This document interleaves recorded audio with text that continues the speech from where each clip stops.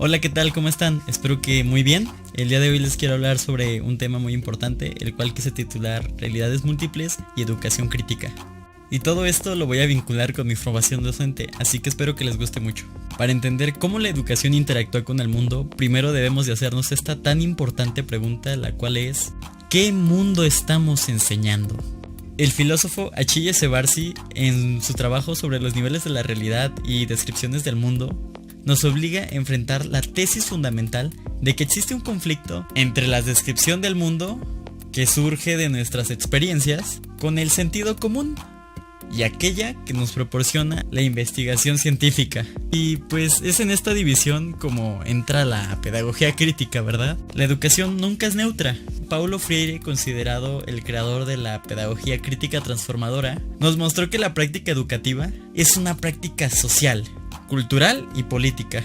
Nuestra labor como docentes es cuestionar las formas tan subordinadas que crean estas inquietudes en la sociedad. Por otra parte, Barsi nos recuerda que la ontología del sentido común, la ontología de Lebenswelt, esa realidad de nuestra vida cotidiana donde sentimos que la tierra es inmóvil o que el café pasa de caliente a frío, no puede ser simplemente ignorada o silenciada mirando a través de una lente científica. Y si ignoramos, caemos a la educación bancaria, un término que Freire utilizó para describir la educación como un signo de opresión. En esta práctica, el educador es el sujeto que deposita conocimiento a los estudiantes, que son vistos como recipientes pasivos o vasijas que deben de ser llenadas. Esto perpetúa el sistema del opresor, porque solamente se transmite la realidad del dominante, y es lo que Freire precisamente no quiere, porque solamente se transmite la realidad del dominante, y esto es algo que debemos de evitar a toda costa.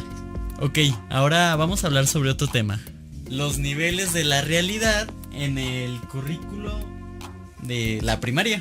¿Por qué no hablar de esto? Sí, la realidad se puede ver de diferentes maneras, incluso se entiende de diferentes maneras, como Barsi ilustra al señalar que el mundo descrito por el físico es diferente al del biológico, o incluso el economista. La educación primaria debe de reconocer esta pluralidad de modos de referencia. Si solo privilegiamos una perspectiva, incluso la científica, corremos el riesgo de imponer un modo de ver el mundo. Precisamente Henry Giroux nos dice que el término debe de ser atendido no solamente en una teoría. Nos dice que el currículo tiene que ser entendido en términos de una teoría de interés y una teoría de experiencias. El conocimiento escolar no es neutro ni objetivo, sino que está profundamente arraigado en los nexos de relación y de poder. Si el currículo favorece ciertas formas de conocimiento sobre las de otro, afirmaría los sueños de grupos selectos. Voy a dar un ejemplo para la educación primaria. Enseñamos que la Tierra gira sobre sí misma y es esférica. Esta es la realidad científica. Sin embargo, la ontología del sentido común de cualquier niño, su experiencia inmediata, lo voy a decir otra vez, Lebenswelt, le dice que la Tierra es plana y que él está parado sobre ella de forma estable. Un enfoque crítico no anularía la experiencia del niño, sino que usaría ese conflicto de descripción de la realidad como punto de partida de ese aprendizaje. Otro ejemplo también de la educación primaria, esto de aquí también se relaciona con el currículo oculto de la educación primaria. Por ejemplo, si los maestros inconscientemente le dan más atención a los niños que a las niñas, el mensaje oculto es que los niños deben de ser agresivos académicamente y las niñas pasivas. Esto refuerza el sexismo y los privilegios del hombre sobre los de la mujer, reproduciendo una realidad social muy injusta. Hablemos de un último tema: la praxis y el diálogo. La pedagogía crítica busca la inmersión de las conciencias para que los estudiantes se inserten críticamente en la realidad. Esto es solamente posible mediante el diálogo, que es la esencia de educación como práctica liberal. La diferencia entre cambiar la escala de representaciones, como hacer zoom en un mapa, donde la realidad de referencia es la misma, y analizar niveles de realidades totalmente distintos. Esto nos ayuda a entender la diferencia entre una reforma superficial y una transformación profunda. Los maestros deben de actuar como intelectuales transformadores y facilitadores del diálogo. En la práctica transformadora, como la que promueve nuestro buen amigo Freire, se supera la contradicción educando. Nadie educa a nadie. Nadie se educa a sí mismo. Los hombres se educan entre sí con la mediación del mundo. Otro ejemplo en la educación sería el siguiente.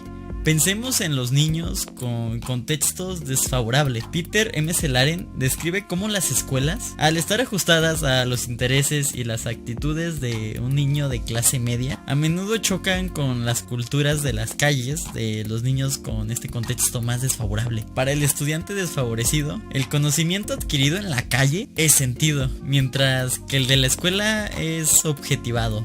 El educador crítico debe dignificar la experiencia de los estudiantes como fuente del conocimiento. Cuando los estudiantes de la primaria se resisten al discurso de la escuela, por ejemplo, al mostrarse sabios en la calle o al rechazar la tarea como se ve comúnmente, esta resistencia no debe verse como un simple fracaso individual o una diferencia. Como dice Freire, ningún orden opresor soportaría el que los oprimidos empezaran a decir ¿por qué? La resistencia entonces sí es desordenada. Puede ser una forma de indignación moral, ética y política incluso. El maestro debe ayudar a los estudiantes a nombrar y analizar estas relaciones sociales y económicas que afectan sus vidas y a trascender críticamente esos términos para lograr su emancipación.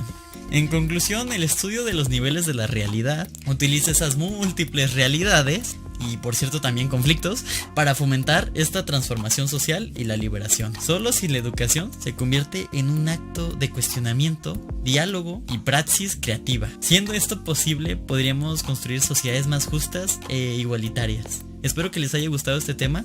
Ya saben que me pueden seguir, no es cierto, pero espero que estén muy bien.